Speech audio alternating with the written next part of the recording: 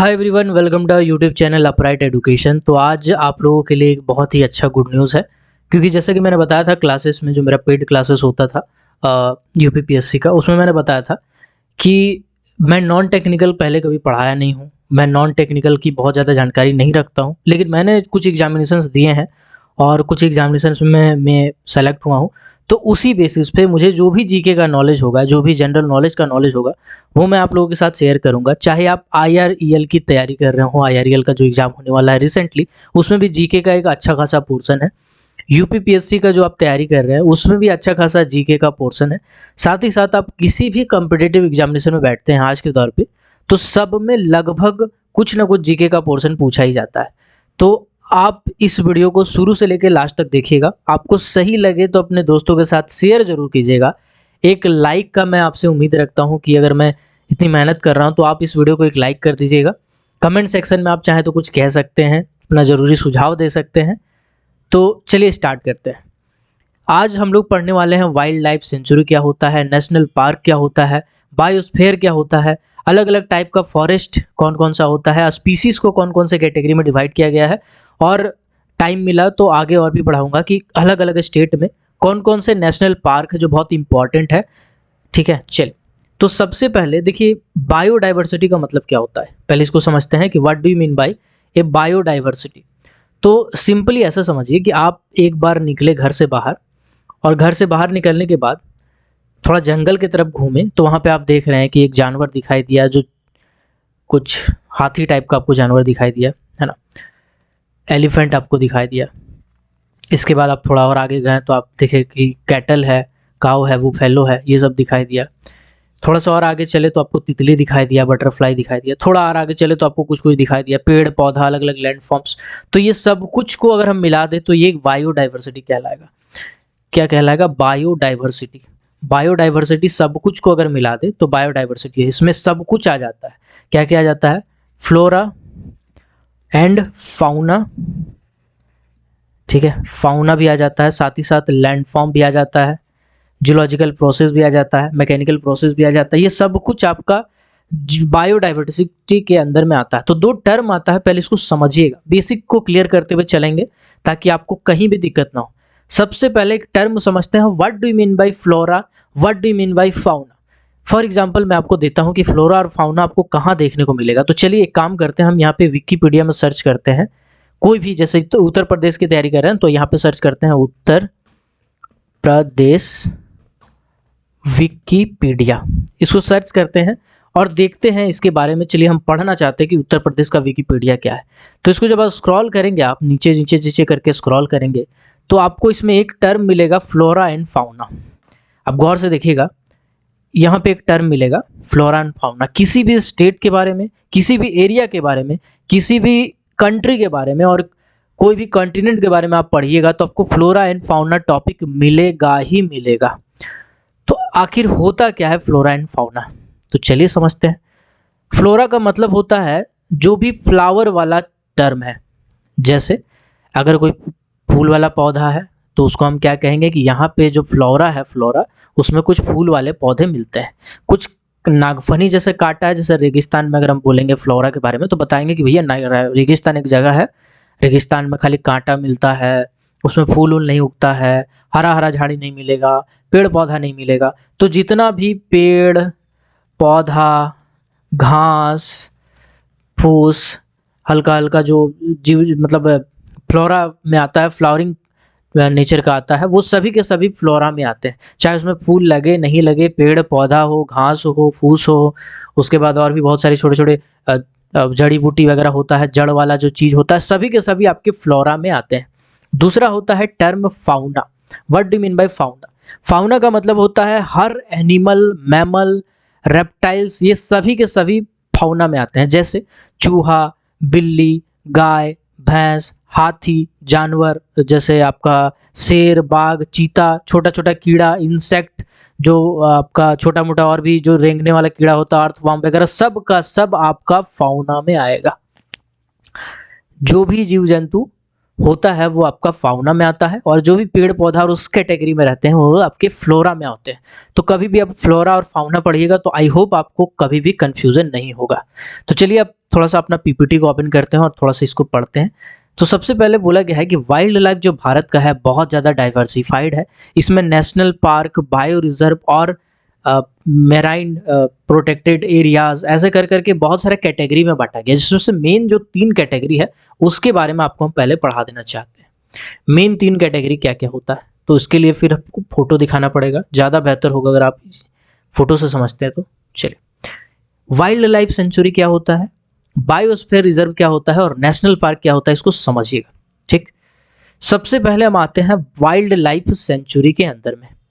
तो देखो ऐसा है, भारत में 551 वाइल्ड लाइफ सेंचुरी है। कितना है 551, 551, यहाँ पे 553 लिखा है बट आपको 551 मानना है, एनसीईआरटी का डाटा ये है।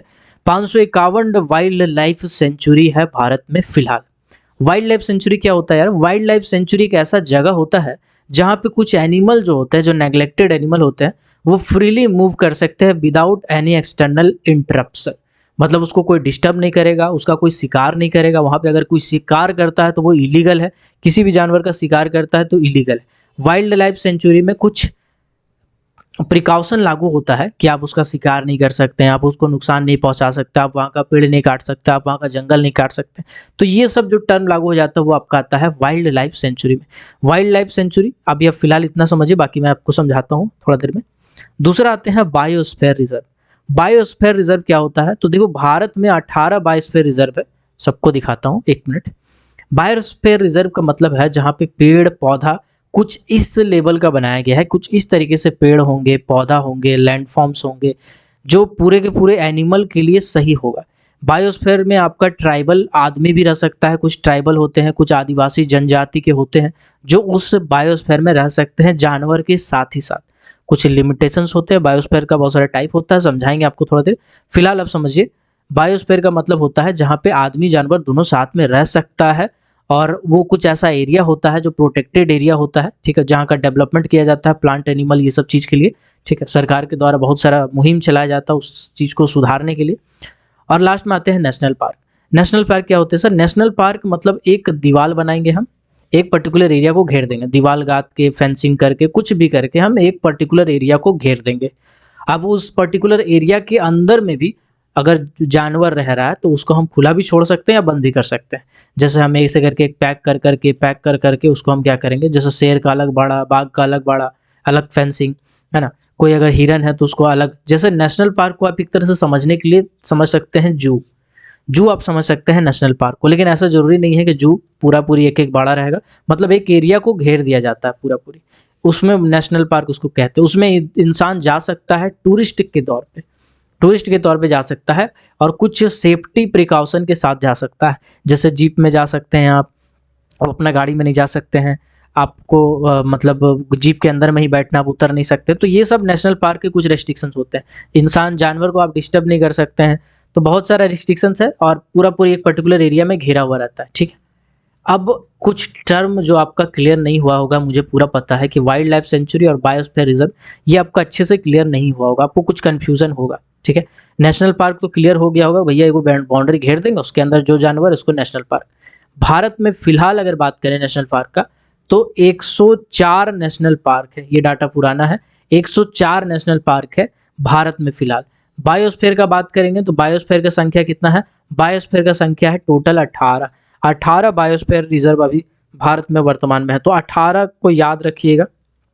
और वाइल्ड लाइफ सेंचुरी कितना है, तो वाइल्ड लाइफ सेंचुरी अभी 551 है, टोटल 551 वाइल्ड लाइफ सेंचुरी है। एक वाइल्ड लाइफ सेंचुरी के अंदर में नेशनल पार्क भी आ सकता है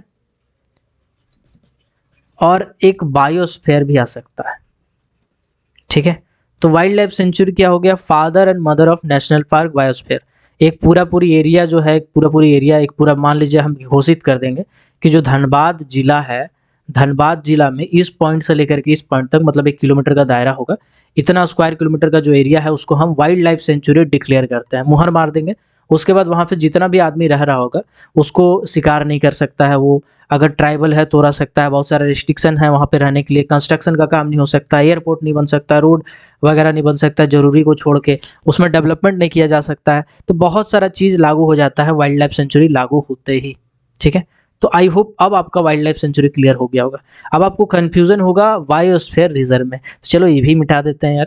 चलो इस कन्फ्यूज़न को भी दूर करते हैं, एक नया फोटो ओपन करते हैं और भारत में जो 18 बायोस्फीयर रिजर्व है इसको हम लोग देखते हैं। ठीक है, चलिए देखो यार, इंडिया में टोटल 18 बायोस्फीयर रिजर्व है और 18 का नाम आपका जुबान पे होना बहुत ज़रूरी है अगर आप कॉम्पिटिटिव एग्जामिनेशन की तैयारी कर रहे हैं तो। खासकर यूपीपीएससी वाले ध्यान दीजिएगा, आईआरएल वाले जरूरी नहीं है 18 का नाम याद रखना। चलिए, सबसे पहला है कोल्ड डिजर्ट। कोल्ड डिजर्ट नाम से एक बायोस्फीयर रिजर्व है, इसमें कुछ जानवर रहते हैं जो कि कोल्ड नेचर के होते हैं, है ना। इसका आपका हिमाचल प्रदेश में पड़ता है, ये कहाँ पड़ता है, एचपी में पड़ता है, हिमाचल प्रदेश में आपका कोल्ड रिजर्व पड़ता है। दूसरा जो बायोस्फीयर रिजर्व है वो है नंदा देवी बायो रिजर्व। नंदा देवी के नाम पे एक नेशनल पार्क भी है, तो वो बायो रिजर्व के अंदर में ही आता है। जैसे हम बोले ना bio reserve, biosphere reserve is mother and father of national park and wildlife sanctuary. So Nanda Devi जो कि उत्तरांचल में, पहले तो उत्तरांचल कहते थे, अभी उत्तराखंड ही कहेंगे, उत्तराखंड में नंदा देवी बायोस्फीयर रिजर्व है। ठीक है, तो दूसरा हो गया आपका उत्तराखंड में, बार बार उत्तरांचल बोल रहे हैं। चलिए, तीसरा है आपका रन ऑफ कच्छ में। रन ऑफ कच्छ में आपका नाम है इस जगह पे, पर्टिकुलर रन ऑफ कच्छ कहते हैं इसको। रन ऑफ कच्छ भारत का सबसे बड़ा बायोस्फीयर रिजर्व है, ध्यान रखिएगा। रन ऑफ कच्छ भारत का सबसे बड़ा बायोस्फीयर रिजर्व है। आप इसका जानिएगा कितना किलोमीटर है, 12,000 किलोमीटर स्क्वायर। 12,000 किलोमीटर स्क्वायर मतलब एक पूरा एरिया अगर हम कवर करेंगे तो 12,000 स्क्वायर किलोमीटर का एरिया में फैला हुआ है रन ऑफ कच्छ। मतलब रन ऑफ कच्छ में अगर आप जाइएगा ना और थोड़ा सा रेगिस्तान की तरफ टहलने के लिए निकल गए हैं तो 12,000 स्क्वायर किलोमीटर का एरिया ऐसा होगा जहाँ पे आप गायब हो जाएंगे, आपको पता नहीं चलेगा कहीं कि कहीं गया था। तो मतलब है सर, रन ऑफ कच्छ है गुजरात में, ठीक है, जो बड़ी भयंकर और सबसे बड़ा भारत का बायोस्फीयर रिजर्व है। इसके बाद देखिए पन्ना। पन्ना क्या है, पन्ना मध्य प्रदेश में पड़ता है। पन्ना एक जगह है जहाँ से डायमंड का माइनिंग किया जाता है। किसका माइनिंग किया जाता है, डायमंड का, ध्यान रखिएगा। मध्य प्रदेश में पन्ना है जो कि डायमंड का माइनिंग के लिए बहुत ज़्यादा फेमस है। उसमें बहुत सारे जो मुख्य कंपनी है, NMDC national mineral development corporation, है ना, एनएमडीसी जो एक कंपनी है भारत की सबसे बड़ी मेटल माइनिंग की कंपनी, जो सबसे बड़ा डायमंड का प्रोडक्शन करता है, पन्ना मध्य प्रदेश से। यही पन्ना में पाया जाता है आपको बायोस्फीयर रिजर्व एक। इसके बाद है पंचमढ़ी। पंचमढ़ी भी आपका मध्य प्रदेश में ही पड़ता है, ये महाराष्ट्र का बॉर्डर के पास पड़ता है पंचमढ़ी, ये भी एक बायोस्फीयर रिजर्व है। इसके बाद आता है आपका अछंकमर, ऐसे कुछ नाम है इसका, अछंका मार, ऐसे कुछ नाम है इसका, अछंका मार, जो भी आप पढ़िएगा। अछंका मार भी आपका मध्य प्रदेश में ही पड़ता है। मध्य प्रदेश में अगर हम बात करेंगे तो 3 टोटल रिजर्व पाए जाते हैं, 3 बायोस्फीयर रिजर्व है। एक आपका पन्ना मध्य प्रदेश है, एक पंचमढ़ी है और एक अछंका मार, जो आप पढ़ सकते हैं, इसको पढ़ लीजिएगा। इसके बाद एक सिमलीपाल बायोस्फीयर रिजर्व, ये बड़ा बहुत बार पूछता है और ऑप्शन देता है शिमला, पूरा देता है नागालैंड, ये सब, लेकिन ओडिशा इसका सही आंसर हो जाएगा। ध्यान रखिएगा, सिमलीपाल एक बायोस्फीयर रिजर्व है जो कई बार पूछा गया है। ये मैं कैसे बता रहा हूँ कि कई बार पूछा गया है, देखिए आप जब लुसियन का बुक पढ़िएगा तो सिमलीपाल जहाँ पे लिखा है ब्रैकेट में बहुत सारा एग्जाम का रेफरेंस दिया हुआ है, ठीक है, तो बार बार ये पूछा जाता है, इसलिए आपको सिमलीपाल जो कि उड़ीसा में पाया जाता है बायोस्फीयर रिजर्व, इसको याद करना बहुत जरूरी है। सुंदरवन, सुंदरवन के बारे में सबको पता होगा, वेस्ट बंगाल जो कि बांग्लादेश और वेस्ट बंगाल का बॉर्डर में पड़ता है, भारत का एक बायोस्फीयर रिजर्व है जिसमें रॉयल बंगाल टाइगर भी घुमा करता है। कभी अगर आपको समय मिलेगा तो सुंदरवन जाइए, वहाँ पे शेर बाग देखने के लिए, बड़ा ही मज़ेदार जगह है, ठीक है, मज़ा ही आ जाएगा, जब शेर लोग आपको घेरेगा तब मज़ा आ जाएगा। तो सुंदरवन, इसमें आपको बोट में जाना पड़ता है, बोट में आप रहिएगा, शेर बाग जो है स्थल में खड़ा रहेगा मैंग्रोव वन के पास, आपके ऊपर में दहाड़ेगा तो मज़ा आ जाएगा आपको। खैर आगे बढ़ते हैं। अब जो है महाराष्ट्र में देखिए एक भी बायोस्फीयर रिजर्व नहीं है, तेलंगाना में भी नहीं है, ठीक है, छत्तीसगढ़ में तो आपका वो पड़ जाता है बॉर्डर में, ठीक। आंध्र प्रदेश में कुछ पड़ता है, कौन कौन सा है देखते हैं एक बार। आंध्र प्रदेश में आपका जो बायोस्फीयर रिजर्व है उसका नाम है शेषाचलम, शेषाचलम जी, इसका उच्चारण थोड़ा अजीब है, अटपटा है। शेषाचलम, शेषाचलम जो बायोस्फीयर रिजर्व है वो आपका आंध्र प्रदेश में पड़ता है। कहाँ पड़ता है? आंध्र प्रदेश में पड़ता है। कहाँ पड़ता है? आंध्र प्रदेश में पड़ता है। एक है नीलगिरी, नीलगिरी आपका कर्नाटका में पड़ता है, जो कि बॉर्डर में अगेन कर्नाटका और केरला का पड़ता है। नीलगिरी बायोस्फीयर रिजर्व, ये भी याद रखिएगा, नीलगिरी बायोस्फीयर रिजर्व भी आपका कर्नाटका में पड़ता है। अगस्ता मलाई, अगस्ता मलाई आपका 2 स्टेट में पड़ता है, एक तमिलनाडु और केरला, दोनों का बॉर्डर में है, आधा इधर है आधा उधर है, तो कह नहीं सकते सर कि किस स्टेट में है। तो अगस्ता मलाई जो है वो आपका तमिलनाडु और केरला का बॉर्डर में पड़ता है। देन अब आते हैं थोड़ा सा पौराणिक जगह पे। एक है गल्फ ऑफ मन्नार, जो श्रीलंका और भारत के बीच में एक समंदर है, तो उसी के बीच में कहीं पड़ता है, धनुषकोटी के आसपास का जगह आप समझ सकते हैं। धनुषकोटी रामायण से काफ़ी जुड़ा हुआ है। धनुषकोटी एक ऐसा जगह है जहाँ भारत का लास्ट बाउंड्री है, वहाँ से फिर पुल स्टार्ट होता है, राम सेतु, और वो आपका श्रीलंका तक जाता है। तो ये जो है वो आपका गल्फ ऑफ मन्नार, ये जो जगह है इसको कहते हैं, गल्फ ऑफ मन्नार में ये बायोस्फीयर रिजर्व पड़ता है। ठीक है, तो अभी अब आते हैं नॉर्थ की तरफ। ये है आपका देहांग वैली। देहांग वैली में भी आपका अरुणाचल प्रदेश में जो पड़ता है, जो कि चाइना से थोड़ा बॉर्डर लगाता है, तिब्बत हुआ करता था बट अभी नहीं। तो देहांग वैली जो है वो आपका बायोस्फीयर रिजर्व पड़ता है एक, है ना। इसके बाद कंचनजंगा, कंचनजंगा एक सिक्किम में पड़ता है बायोस्फीयर रिजर्व, कंचनजंगा भी याद रखिएगा। ठीक है, दिब्रू सेखोवा, है ना, दिब्रू सेखोवा आपका एक बायोस्फीयर रिजर्व पड़ता है। मानस बायोस्फीयर रिजर्व, ये दोनों का दोनों बायोस्फीयर रिजर्व आसाम में पड़ता है। दिब्रू सेखोवा और मानस ये दोनों आसाम में पड़ता है। फिर है नेकरोक, नेकरोक आपका अगर बात करेंगे तो अगरतला में पड़ता है। तो ये सभी के सभी बायोस्फीयर रिजर्व जो है 18 हो जाते हैं। चलिए काउंट करते हैं यहाँ से कलर चेंज करके। ये है पहला, ये है दूसरा, ये है तीसरा, ये चौथा, पांचवा, छठा। ठीक है, चलिए और आगे बढ़ते हैं। अच्छा ये तो हट गया, 6 हो गया अभी तक। फिर ये हो जाएगा 7, 8, 9 और एक नीचे जाइएगा 10, 11। टोटल इधर से 11 है, इधर आपका 7 है। टोटल मिला करके 18 हो जाता है बायोस्फीयर रिजर्व। तो 18 बायोस्फीयर रिजर्व पूरा भारत में पड़ता है। याद रखिएगा 18 का नाम कैसे याद करना है, कहाँ कहाँ है, मैं आपको दिखा दिया हूँ। चलिए अब आगे बढ़ते हैं। तो बायोस्फीयर रिजर्व भी आई होप आपका क्लियर हो गया होगा। बायोस्फीयर रिजर्व क्या होता है, वाइल्ड लाइफ सेंचुरी क्या होता है, नेशनल पार्क क्या होता है, कितना कितना है। तो एक बार फिर से हम रिकैप करते हैं, रिकैप करना बहुत जरूरी है। चलिए एक बार फिर से मेरे साथ मन में बोलिएगा। पहला क्वेश्चन है, भारत में बायोस्फीयर रिजर्व की संख्या कितनी है? भारत में बायोस्फीयर रिजर्व की संख्या कितनी है टोटल, बताइएगा। इसका आंसर बताइएगा आपके मन में। बिल्कुल 18 है टोटल बायोस्फीयर रिजर्व की संख्या। अगला क्वेश्चन है, भारत में total wild life sanctuary, Bharat में टोटल वाइल्ड लाइफ सेंचुरी का संख्या कितना है, बताइएगा। बिल्कुल अगर आप कह रहे हैं 551 तो आपका सही है। 551 आपका वाइल्ड लाइफ सेंचुरी है पूरे इंडिया में। ठीक है, अगला क्वेश्चन है, national park, national park Bharat में टोटल कितने हैं? नेशनल पार्क की संख्या भारत में टोटल कितना है? बिल्कुल इसका आ जाएगा 131 कह रहे हैं, 104 जो है वो नेशनल पार्क आ जाएगा। 131 हम क्यों कह दिए, चलो इसको भी बता देते हैं। 131 जो है भारत में वो आपका मेराइन प्रोटेक्टेड एरिया है। Marine protected area, marine protected area कितना है? मेराइन प्रोटेक्टेड एरिया 131 है।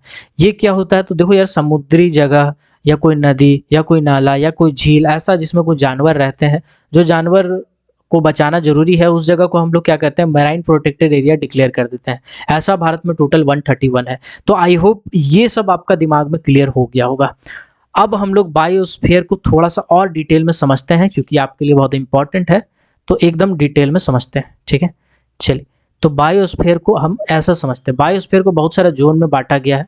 ठीक है, अब इस सभी जोन को हम देखते हैं। 3 जोन में बेसिकली इसको बांटा गया है। ब्रॉडली अगर हम बात करें तो बायोस्फीयर को 3 जोन में बांटा गया है। तीनों जोन कौन से हैं? ठीक है, तीनों जोन कौन से, जस्ट अब एक बार देखते हैं तीनों जोन कौन सा है। सबसे पहला जोन है ट्रांजिशन जोन। कौन सा जोन है? Transition zone. अब ट्रांजिशन जोन क्या होता है? ट्रांजिशन जोन एक ऐसा जोन होता है जहाँ पे आदमी रह सकता है, आदमी घर बना सकता है, आदमी खेतीबाड़ी कर सकता है, आदमी रोड बना सकता है, लाइट लगा सकता है, घूम सकता है, मार्केट लगा सकता है, बाजार लगा सकता है, सब कुछ कर सकता है। आदमी जितना चाहे एक्टिविटी कर सकता है, शिकार छोड़ के। ठीक है, तो इसको कहते हैं ट्रांजिशन जोन। बायोस्फीयर रिजर्व में कुछ ट्रांजिशन जोन भी आते हैं। ट्रांजिशन जोन उस जगह होता है जहाँ पे जनरली कुछ माइनिंग एक्टिविटी वगैरह कर रहे हैं, कुछ ऐसा आइसोलेटेड एरिया है उस जगह पे कर रहे हैं, तो ये अलाउड होता है। दूसरा होता है बफर जोन। बफर जोन क्या होता है? बफर जोन में आप घर नहीं बना सकते हैं, बिल्डिंग नहीं ठोक सकते हैं, हल्का फुल्का घर बना सकते हैं, मिट्टी वाला कच्चा घर। आप बिल्डिंग नहीं ठोक सकते हैं, आप 4 चक्किया वाला रास्ता मतलब 4 लेन रास्ता नहीं बना सकते हैं। आप रास्ता भी बनाइएगा तो एकदम लिमिटेड और सिर्फ काम का रास्ता। आप वहाँ पे जन घन आबादी जिसको हम लोग कहते हैं, मतलब बहुत ज़्यादा पॉपुलेशन नहीं बसा सकते हैं। कुछ ट्राइबल कम्युनिटी ही होंगी या कुछ ऐसे लोग ही होंगे जिसको उस जगह पे रहने दिया जाएगा। इस जगह पे आप जानवर चला सकते हैं, टूरिज्म के लिए इसका इस्तेमाल कर सकते हैं। ठीक है, इसको कहते हैं बफर जोन। इसको कहते हैं बफर जोन। क्या कहते हैं? Buffer zone. ठीक है, और तीसरा जो जोन होता है जिसमें आदमी न जाएगा, न बाथरूम करने जाएगा लोटा लेके, ना आपका कोई काम करने जाएगा, ना घास चराने जाएगा, ना घास छीलने जाएगा, ना खेतीबाड़ी करेगा, ना घर बनाएगा, ना रोड बनाएगा, ना कुछ करेगा। इसको बोलते हैं कोर जोन। को क्या कहते हैं? इसको कहते हैं कोर जोन। ठीक है, कोर जोन में human activities prohibited, no human activities needed, ये होता है आपका कोर जोन। कोर जोन क्या होता है? जिसमें आदमी नहीं जाएगा, कुछ भी काम करने नहीं जाएगा, खाली देखने जा सकता है जानवर को, वो भी सरकार का जो व्यवस्था होगा, जैसे जीप उप जो कर दिया है या बस कर दिया, उसी के अंदर में बैठ के जाएगा, देख के चला आएगा। ठीक। बफर जोन क्या होता है? बफर जोन में आदमी बहुत ज़्यादा कंस्ट्रक्शन वगैरह नहीं कर सकता है, कुछ ऐसा हल्का फुल्का जरूरी काम कर सकता है। ठीक है, और ट्रांजिशन जोन में सब कुछ अलाउड है, ह्यूमन सेटलमेंट जरूरी है, आप कर सकते हैं। ठीक, तो 3 जोन में बायोस्फीयर रिजर्व को बांटा गया है। अब ये टर्म आपका दिमाग में अच्छे से क्लियर हो गया है। अब हम लोग आगे बढ़ते हैं अगेन पीपीटी की ओर। तो जो हम आपको अभी समझाएं इतना देर, वही सब इसमें लिखा हुआ है। वाइल्ड लाइफ सेंचुरी भारत का बहुत ज़्यादा ब्रॉड है, इसमें बहुत सारे नेशनल पार्क है ना, जैसे वो रॉयल बंगाल टाइगर भी पाया जाता है, रेड पांडा भी पाया जाता है, वन हॉर्न वाला राइनोसोरस जो होता है ना, काजीरंगा नेशनल पार्क में पाया जाता है। ठीक है, तो ऐसे ऐसे कुछ अलग अलग जीव जो हैं वो पाए जाते हैं। कुछ ऐसे जो जीव हैं वो आपके इसमें पाए जाते हैं, कुछ क्रिटिकल जीव भी पाए जाते हैं, इंडेंजर्ड स्पीसीज भी पाए जाते हैं। अभी जो क्वेश्चन हम करवाएंगे वो बड़ा ही इंपॉर्टेंट है और थोड़ा ध्यान से देखिएगा। ठीक है, एक एक चीज़ को हम एक लेवल से लेके जा रहे हैं, ऐसा नहीं अटपटा कुछ भी पढ़ा रहे हैं। चलिए आपको हम दिखा देते हैं पहले, उसके बाद हम पढ़ाते हैं, क्योंकि प्रमाण बहुत ज़रूरी होता है। ठीक है, तो एक बार देख लेते हैं। सबसे पहले आपका हम पीपीटी ओपन कर लेते हैं। देखिए, ये जो किताब है, इस किताब का नाम है एनसीईआरटी, और एनसीईआरटी आपके लिए बहुत ज़्यादा इंपॉर्टेंट है। अब आपके पास उतना समय नहीं है कि आप एनसीईआरटी को डिटेल बाय डिटेल पढ़ें, तो हम आपके सामने एनसीईआरटी के कुछ पॉइंट, कुछ फैक्ट्स लेके आते हैं। ठीक, चलिए एनसीईआरटी के कुछ पॉइंट अब हम ही आपको बताते हैं, है ना। एनसीईआरटी में जब आप स्क्रॉल कीजिएगा तो इसमें बहुत सारा टर्म मिलेगा, और एनसीईआरटी का बहुत सारा पॉइंट है जो पूछा जाता है, तो वही सब हम आपको समझाते हैं। जैसे 1 मिनट हम आपको दिखा दे रहे हैं। ठीक है, पहला क्लास है, मुझे पता है लोग बिलीव नहीं करते हैं, थोड़ा दिखाना पड़ता है प्रमाण, तभी लोग मानते हैं कि ये इम्पोर्टेंट है या नहीं है। Just a second. ओके, देखो जो फॉरेस्ट होता है ना, उसको अलग अलग कैटेगरी में बांटा गया है। ठीक है, अलग अलग कैटेगरी में बांटा गया है। यहाँ पे देखिएगा कुछ टर्म आपको मिलेंगे, है ना। IUCN, IUCN क्या है? IUCN एक डिपार्टमेंट है। ठीक है, उसका पूरा फुल फॉर्म होता है international union for conservation of nature, international union for conservation of nature. ठीक है, ये होता है आपका IUCN का पूरा फुल फॉर्म, है ना। ओके, तो IUCN का जो फुल फॉर्म है, ये IUCN का क्या काम है? IUCN का काम है international for union for conservation of nature and natural resources हो जाएगा जी, बिल्कुल, नेचर एंड नेचुरल रिसोर्सेज हो जाएगा। ठीक है, 1 मिनट। एनसीईआरटी को देख लिया, अब आते हैं डायरेक्ट टॉपिक पे। ऐसे एनसीईआरटी को लाइन बाय लाइन लेके चलते हैं तो अच्छा रहेगा, बट ठीक है चलिए कुछ चीज़ को समझते हैं। IUCN के हिसाब से बहुत सारा कैटेगरी होता है स्पीसीज का। IUCN के बारे में फुल फॉर्म बता दिया आपको, एक बार लिख लीजिए अगर लिख पाएंगे तो। International union for conservation of nature and natural resources. ये पूरा IUCN का फुल फॉर्म है और ये आपके लिए ज़रूरी है जानना। IUCN जो स्पीसीज होते हैं उसको टोटल 6 कैटेगरी में बांटते हैं, 6 कैटेगरी में। पहला कैटेगरी है इंडेंजर्ड स्पीसीज, दूसरा कैटेगरी है वल्नरेबल स्पीसीज, दूसरा कैटेगरी है वल्नरेबल स्पीसीज, तीसरा जो कैटेगरी है वो है आपका रेयर स्पीसीज, चौथा कैटेगरी है एंडेमिक स्पीसीज, पांचवा कैटेगरी है आपका एक्सटिंक्ट स्पीसीज, और सबसे पहला जो होता है या लास्ट वाला कह लीजिए नॉर्मल स्पीसीज। चलिए नॉर्मल से स्टार्ट करते हैं। नॉर्मल स्पीसीज क्या होता है?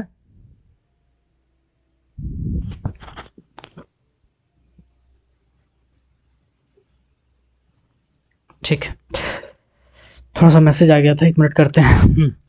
नॉर्मल स्पीसीज क्या होता है? नॉर्मल स्पीसीज ऐसे जानवर होते हैं जो नॉर्मल है, जिसको कौनो सुरक्षा की जरूरत नहीं है भारत सरकार के द्वारा, कोई भी सुरक्षा की जरूरत नहीं। जैसे गाय है, बैल है, बिल्ली है, कुत्ता है ना, जो सुअर है, ये सब क्या है? ये सब नॉर्मल स्पीसीज है भाई साहब। ये सब इतना ज़्यादा है कि आपको जरूरत नहीं है कि इसके लिए कोई योजना बनाए या कुछ ऐसा करे, ठीक है, नॉर्मल स्पीसीज के लिए।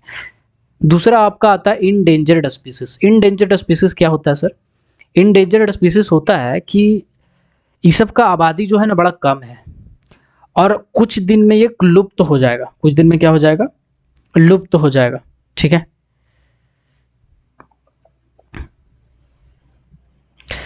तो कुछ दिन में लुप्त हो जाएगा तो उसको हम लोग क्या कहेंगे? इंडेंजर्ड स्पीसीज कहेंगे, बहुत लुप्त होने के जस्ट कगार में। वल्नरेबल स्पीसीज क्या होता है? वल्नरेबल स्पीसीज होता है कि ऐसे स्पीसीज, ठीक है, 1 मिनट, कोई स्टूडेंट ही मैसेज कर रहा बार बार, इसको थोड़ा निपटा लें।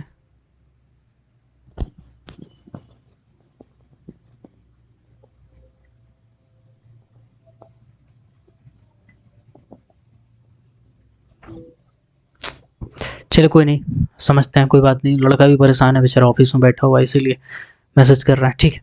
इंडेंजर्ड स्पीसीज क्या होता है? ऐसे स्पीसीज जो भैया खतरनाक कैटेगरी में है कि अब वो खत्म हो जाएगा, अब गायब हो जाएगा, अब नहीं बचेगा, अब खत्म हो जाएगा, इसका पूरा जो जात है वो पूरा खत्म हो जाएगा। जैसे कुछ एग्जांपल ले लेते हैं।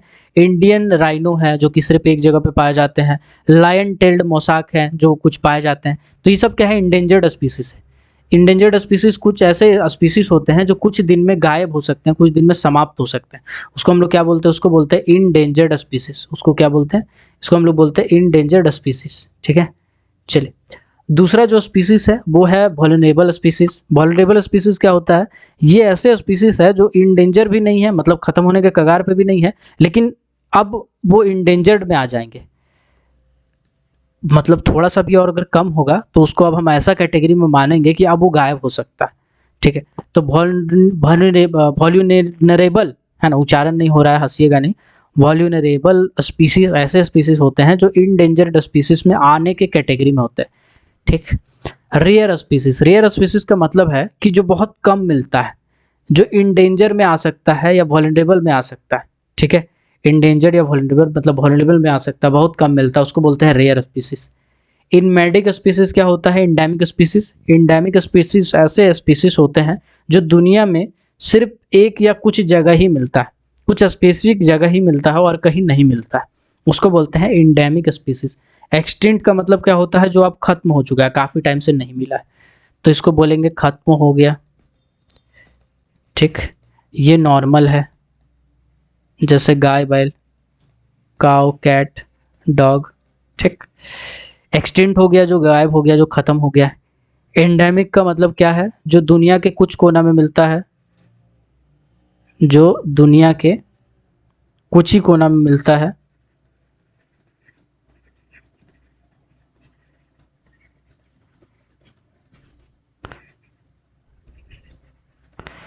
इसको लिखते जाइए, ठीक है।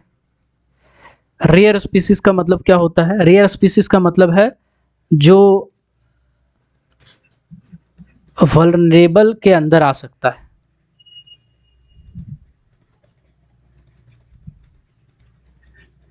जो वल्नरेबल के अंदर में आ सकता है उसको बोलेंगे रेयर स्पीसीज। और वल्नरेबल किसको बोलेंगे, जो इंडेंजर्ड में आ सकता है। थोड़ा सा कम होगा तो इंडेंजर्ड में आ जाएगा। ठीक, और इंडेंजर्ड स्पीसीज क्या बोलेंगे, जो खत्म होने के कगार पे है, जो खत्म होने वाला है, इसको बोलेंगे इंडेंजर्ड स्पीसीज। आई होप ये 6 कैटेगरी अब आपका क्लियर हो गया होगा। अब एक एक करके हम सबको पढ़ते हैं और समझते हैं। सबसे पहले इंडेंजर्ड स्पीसीज। इंडेंजर्ड स्पीसीज सबसे पहले नॉर्मल पढ़ते हैं। नॉर्मल स्पीसीज ऐसे स्पीसीज होते हैं जो नॉर्मल है दुनिया में। गाय है, बैल है, कुत्ता है, चूहा है, ये सब बहुत ज़्यादा है भैया, तो इसको हमको कुछ करने की जरूरत नहीं है। अब आता है इंडेंजर्ड स्पीसीज। इंडेंजर्ड स्पीसीज जो खत्म होने वाला है, जो कुछ दिन में हो सकता है निपट जाए, कुछ सालों में हो सकता है गायब हो जाए दुनिया से, उसको इंडेंजर्ड कहेंगे। वल्नरेबल क्या होता है, वल्नरेबल होता है जो अब थोड़ा सा कम होगा तो इंडेंजर्ड कैपेसिटी में आ जाएगा, इंडेंजर्ड स्पीसीज में आ जाएगा। इंडेंजर्ड के बाद फिर वो गायब हो जाएगा दुनिया से। तो वल्नरेबल मतलब जो इंडेंजर्ड के कैटेगरी में आने वाला हो, उसको हम लोग वल्नरेबल कहते हैं। रेयर स्पीसीज मतलब ये सब स्पीसीज जो वल्नरेबल के अंदर में आ जाएगा। ठीक है, जब इतना ज़्यादा है अभी, लेकिन थोड़ा सा कम होगा वल्नरेबल में आ जाएगा, फिर थोड़ा कम होगा इंडेंजर्ड में आ जाएगा, फिर थोड़ा कम होगा तो फिर आपका गायब हो जाएगा, एक्सटिंक्ट में आ जाएगा। इंडेमिक स्पीसीज क्या होता है, जो वर्ल्ड के कुछ ही जगह मिलते हैं, इसको बोलते हैं इंडेमिक स्पीसीज। क्या कहते हैं इसको, इंडेमिक स्पीसीज, जो वर्ल्ड के कुछ ही जगह पे मिलते हैं। एक्सटिंक्ट स्पीसीज क्या होता है, एक्सटिंक्ट स्पीसीज ऐसा स्पीसीज होता है जो खत्म हो गया दुनिया में, पहले हुआ करता था बट अब नहीं है। जैसे एशियाटिक चीता हो गया, पिंक हेड वाला जो एक बत्तख आता था जिसका पिंक पिंक हेड रहता था, वो सभी के सभी आपके एक्सटिंक्ट स्पीसीज में आते हैं। अब नॉर्मल स्पीसीज जो हम आपको बता चुके हैं, तो ये सभी के सभी कैटेगरी आई होप आपको समझ में आ गया होगा अच्छे से, है ना। आज इतना ही रखते हैं, आधा घंटा हो गया यार। एक एक चीज़ को क्लियर कर देना चाह रहे थे पहले। अब हम अगर एनसीईआरटी को या कुछ टॉपिक को आपको पढ़ाते हैं तो अब आपको दिक्कत नहीं होगा, तो अगला क्लास में फॉरेस्ट को हम और आगे बढ़ाएंगे। आज इतना ही रखते हैं, आज इतना ही रखते हैं, ठीक है। मिलते हैं अगले क्लास में, तब तक के लिए आप इस वीडियो को फैला दीजिए, सब्सक्राइब कर दीजिए चैनल को, और अपने दोस्तों को भी शेयर कीजिए ताकि वो भी सब्सक्राइब कर दें, उनको भी बेनिफिट मिले, खासकर यूपीपीएससी वाले और आईआरएल वाले। लेकिन कोल इंडिया में भी आजकल जीके जीएस पूछता है तो ज़रूरी है। हम कोशिश करेंगे आपका बेसिक लेवल से लेकर एडवांस लेवल तक जाएँ। ऐसा नहीं कि बस उठा के किसी तरह पढ़ा देना है, आपका बेसिक से एडवांस क्लियर करना, थोड़ा समय लगेगा लेकिन आपका हो जाएगा। चलिए मिलते हैं अगले क्लास में, तब तक के लिए सबको जय हिंद। बार बार ये लड़का फ़ोन कर रहा था साला, 50। आंगन कहाँ। हाँ प्रणाम सर। क्लास ले रहे थे बाबू, बोलो। सर कह रहे थे कि मेरा एक्सपीरियंस में साइन किए हैं आज। तो जो अभी नया फॉर्मेट आया है ना, अच्छा, तो उसमें तो एक तरफ ऑफिशियल लिखा हुआ है और ऊपर में मैनेजर साइन करता है। सर इसी नंबर पर व्हाट्सएप आपका।